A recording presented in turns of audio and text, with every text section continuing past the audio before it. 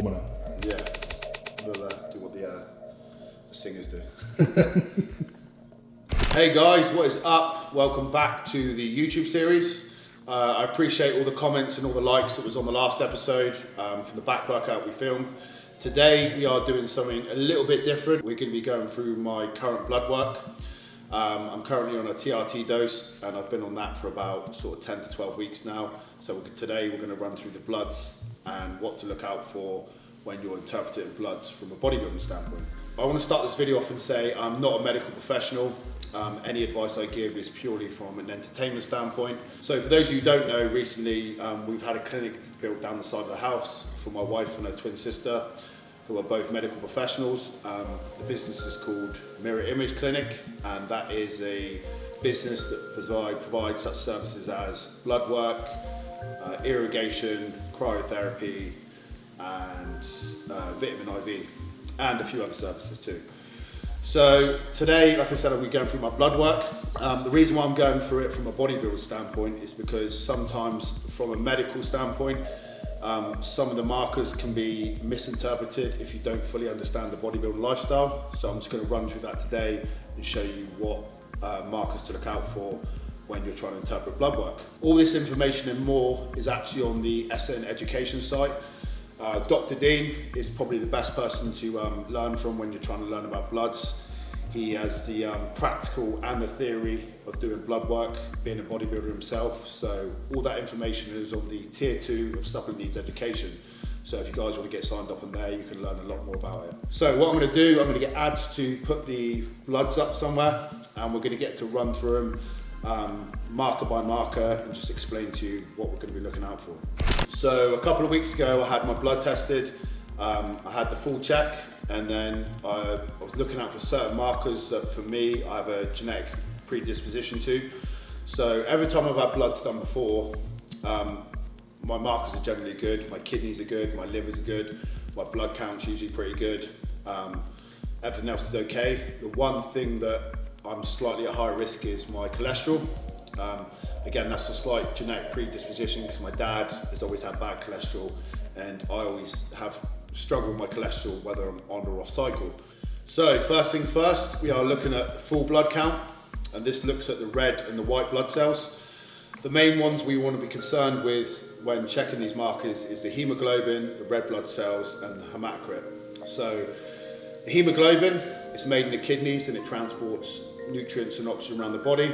Red blood cells are what carry the hemoglobin, and hematocrit is how much of the blood are made up of red blood cells. We're looking at the markers here. It's 130 to 170. Now, I just want to make a point about these ranges. They kind of vary a little bit from lab to lab. So some of them will be a couple of points lower, some will be a couple of points higher, depending on what lab you go to. And not only that, if there's a new study or research that comes out, it can end up moving the parameters a little bit. So you've got to take these parameters with a pinch of salt. So starting off with hemoglobin, mine's at 170, the range is 130 to 170. You want to be at the top end of hemoglobin because it has a sports performance benefit. So I'm right where I want to be. I don't want to be above 190, sort of 200, because then you become a high risk of stroke, which is what we don't want. Red blood cells, I'm in the mid-range, exactly where I want to be. Hematocrit the range is 0.38 to 0.5. And if you look at mine, it's highlighted in red a little bit, which means I'm slightly above the top range. But it's nothing to worry about too much, to be honest, because I've seen other blood tests where the range goes up to 0.53. So I'm a little bit over, but it's nothing to worry about.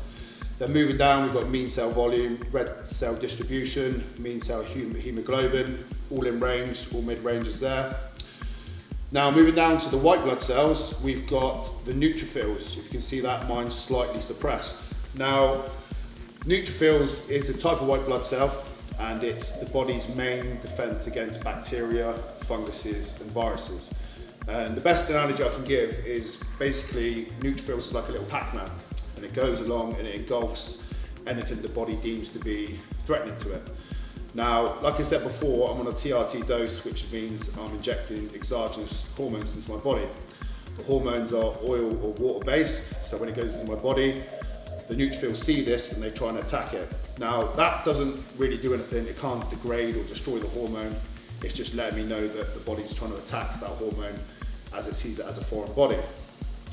One interesting thing I did learn about the neutrophils actually is that if you ingest a lot of carbohydrates, especially refined carbohydrates and fructose, then the body will choose to attack the fructose or the refined carbohydrates over bacteria. They're not exactly sure why it does it, but we just know it does it. But again, so anyone who uses anabolic steroids, if your neutrophils are slightly suppressed, that'll be the reason why. Moving on to biochemistry, we've got albumin, total protein, globulin, CRP, and glucose. All mine are in range, it's not a problem there. The main one we want to pay attention to is CRP, which is C-reactive proteins. This measures acute inflammation in the body. It can be an indication of heart disease. It's not like super accurate, but it's a good indication of it. You can go through more extensive tests if you are worried about that certain thing, but as we can see from my tests, my acute inflammation is very low. I'm 0.86 and the marker has to be under 5. So that's all good. Glucose, again, I'm at the very optimal range. I'm at 4.5. The ranges are 4.1 to 6.0 in fasting range and 4.1 to 11 in a non-fasting range. One thing this blood test doesn't show actually is my HbA1c, that measures the trend of blood sugars over time. So that measures blood sugars within about a 2 to 3 months period. And from all my other previous blood tests, I've had no issues with that. My insulin sensitivity has always been very good. Moving down to that, we've got iron, ferritin, transferrin saturation, all those in range. I'm in perfect range on all of those. I'm actually surprised the iron and the ferritin aren't slightly higher, to be fair, because I do ingest a lot of red meat, which can push these markers up a fair bit. Down to kidney function, we've got urea, creatinine, and EGFR.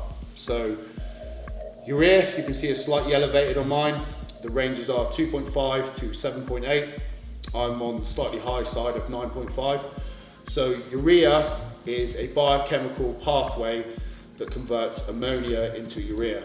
So ammonia it's a very toxic compound that can't be dissolved in water. So the body then converts it into urea, which is less toxic, and it can be dissolved in water. Trying to put it in the simplest terms, it basically, proteins get converted into amino acids. Amino acids contain nitrogen, and nitrogen is the protein is the main waste product of nitrogen in the body. So it has to bypass the kidneys, that's why it's a kidney marker. Then we've got creatinine. That is a waste product of muscle metabolism. So this measures creatinine in the blood. We're looking at the markers here of 59 to 104. I'm slightly out of range on that one, 106. So slightly high, but not too bad. So with these two markers, obviously these are very sensitive to hydration, protein intake, muscle mass, and training. So someone who ingests a lot of protein, trains hard, has muscle mass, these markers will be elevated. But the main one we want to pay attention to is EGFR. Now, EGFR stands for estimated glomerular filtration rate. And this is a reflection of how well the kidneys are working. With this marker, we always want to be above 60 because we don't want to be in any type of kidney failure. Mine's is 74, which is pretty good. Admittedly, it probably could be a little bit higher. Ideally, you do want to be over 90, but anything above 60 is considered not a threat. Moving down to liver function, ALT, AST, and GGT. So ALT is a reflection of liver workload. It's not a reflection of liver damage. And that stands for alanine aminotransferase. I think I got that right. And you can see mine is mega high, so it should be under 50. Mine's at 334. Now there's a reason for that. What I should have mentioned at the start is that when you get your bloods done, ideally you should not train for 2 to 3 days. With the post strikes going on at the minute, my wife informed me that if I didn't get the bloods done on that morning, then I wouldn't get the results back in time. The bloods could get lost in the post, and then I'd have to retake the test, where the bloods would be benign by the time they get to the lab. So I ended up training a 2.5 hour back session with max deadlifts, barbell rows, all that crazy stuff, and then had my bloods done 12 hours after. So some of these markers are going to be a little bit skewed. So word of advice to anyone who does get their bloods done, take 2-3 days off training if you want to get a true result of what you're actually being tested for. So Again, like I say, mine's 334, but if I look at other previous blood tests I've had recently, maybe going back last year and before that, and even before that, all my tests I've had done then were about 120 to 150, so not much of an issue there at all. So knowing from that, from my previous blood work, that I know the reason why these enzymes are elevated. So like I said, ALT is a reflection of liver workload. So the same muscles that are released from the liver, where ALT measures, are actually the same enzymes. It measures the same enzymes that are released from the muscle when you train. So even a half an hour slog on the treadmill can put you up way in the like 120s, 150s. So you can imagine what a 2.5 hour back session would do to that. What helps to determine the test whether the enzymes are coming from the liver is the GGT, the gamma GT. And this is a reflection of damage to the liver, which could be potentially liver disease. So if you see mine here is 8 to 61, I'm in the mid-range of 36, so we're all good there. You don't, just because, you know, if your ALT is high and you haven't trained for a while, then that might be an indication there's a problem there. But if you've trained and you look at your creatinine levels and that's all elevated, then it's a good chance that it's actual muscle enzymes and not liver enzymes. Right, onto lipids. So this is the one I was talking about before that I have always a slight genetic predisposition to. We're talking about cholesterol. So starting off with HDL, that stands for high density lipids. The best analogy for this is it's good cholesterol, and it's like, if you can imagine, like one of those sucker fishes on a tank that goes around and kind of picks up all the algae and all the waste products. That's what HDL does in the bloodstream. It goes around and collects all the cholesterol and then disposes of it. Then we have triglycerides, then we have LDL, which is low density lipids. This is typically bad cholesterol, like bad cholesterol in the body. They've done recent studies actually where they show not all LDL is bad cholesterol, but the majority of it is. So we're on a blanket sort of statement, we're saying LDL is bad cholesterol. That's in check. So like I said before, I've had problems with my lipids. It's never my LDL. My LDL is in check, it's my HDL that's suppressed. Then we've got the cholesterol HDL ratio, which would be the ratio of good cholesterol to overall cholesterol in the body. So with this, I personally know some TRT doctors that would see these levels of HDL and not be too phased, because they say HDL is suppressed, but if your LDL is in check, it's not too much of a problem. Personally, for me, I would say, again, I'm not a medical professional, but I would say I'd still rather see those levels of HDL raised so that when I do go back on cycle, I have room to maneuver a little bit. So that's that. Moving down to testosterone, we've got the range of 8.64 to 29. I'm at 17.4. So to get that range, first of all, I'm on a TRT dose. So what is TRT? So TRT is testosterone replacement therapy, and that is the method of restoring optimal levels of testosterone in the body through exogenous hormones. So why do bodybuilders use TRT? So bodybuilders use TRT because we want to avoid the PCT process, which is post-cycle therapy, and this is a method of restoring your own natural testosterone through your HPTA, which is your hypothalamus pituitary testes axis. It's basically the way the body's producing its own testosterone. So where bodybuilders do cycles, obviously we have to come off and we have to try and restore our HPTA and then go back on cycle. The problem is the longer you do cycles for, obviously the duration normally gets longer and the doses become higher. So this becomes increasingly harder to restore your natural production. So bodybuilders, from a progress and a health standpoint, will drop down to a TRT dose where they restore their natural levels of testosterone or somewhere close to that. So they avoid the PCT process and they think, well, I'm going to go back on cycle anyway, so I may as well not try and restart that whole process again. 100 milligrams puts me in my mid-range TRT dose. I've heard stupid stuff like people doing like 400 milligrams for a TRT. I just want to say, if you're doing 400 milligrams for TRT, A, your gear is probably underdosed. B, you're probably lying and you're not TRT, you're way above it. Or C, you're probably like the shittest responder in the world. So it's normally one of them three. Thyroid function, we've got thyroid stimulated hormone. all in check. 3 T4 levels, all in check. Moving down to the markers, we've got PSA.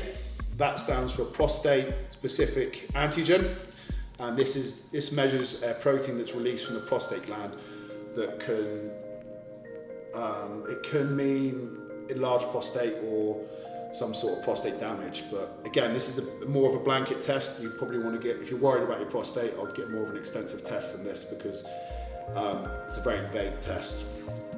And then to finish off, we've got vitamins, which is B12. Mine's on the high end where I want to be. And that's pretty much it. As I mentioned before, don't have too many worries there on my bloods. The only issues I do have is with my lipids, which I've been retested for a couple of weeks later. So with the lipids, we're looking at, again, the HDL, high density lipids, and the LDL and the cholesterol HDL ratio. So for a couple of weeks now, I've been using CV Pro Plus and CV Stack from Supplement Needs. These products are designed to help your lipids. They're designed to reduce your LDL and increase your HDL. So to make this a fair test, I literally changed nothing about my routine at all. All I did was add these 2 supplements in. 2-3 capsules of this in the morning. You've got to be careful with CV Pro Plus because you get what's called a niacin flush. I don't know if anyone's ever experienced it, but it's where you go like bright red, itchy skin. Yeah, it's not a nice experience. So the best thing to do with this is to taper up the dosage so you can actually tolerate it. Haven't got to worry too much about the CV Stack. That one you can just do 3 capsules in the morning, 3 capsules in the evening. So again, I didn't change anything else about my routine. All I did was add these 2 supplements in. And from that, if I just compare these 2 lipid markers, we've got my HDL before was at 0.65. After a couple of weeks of being on these supplements, that's gone up to 0.81, which is a good improvement there. Getting very close to being above 1.0, which is ideally where we want to be for optimal ranges. Then if we look at my LDL, which wasn't too much of a problem anyway, it was still in check, but even so, it's reduced that. We've gone down from 2.44 to 2.13, so a nice little reduction there. And a really nice reduction on the cholesterol HDL ratio, which before I was at 5.28 and now I'm at 4.12. So it's going to show that I've got overall more cholesterol, HDL cholesterol compared to the overall cholesterol. So obviously the HDL, all these 3 markers will have a direct link with each other. Obviously once one moves, the other one's going to, all the others will move accordingly to that. So I'm very happy with that result, and that's just after a couple of weeks. So if we push this up again for another maybe 2-3 weeks, I'll be in those optimal ranges. So when, like I said before, when I go back on cycle, I've got room to maneuver, because if you start your cycle with poor bloods, they're only going to get worse. They're never going to get any better in cycle. I mean, you can try and manage it, even if you have great supplements like the Supplement Needs products, like the Liver Stack, Astrag Flow, which is very good for your kidneys, and obviously CV Pro, CV Stack. They're all very good. On-cycle support, which I'd use. You still want to make sure when you're in those periods of like TRT and low dosage, you want to get as many those markers into the optimal range as you can. Again, because I'm going to be blasting for probably maybe up to a maximum of 20 weeks.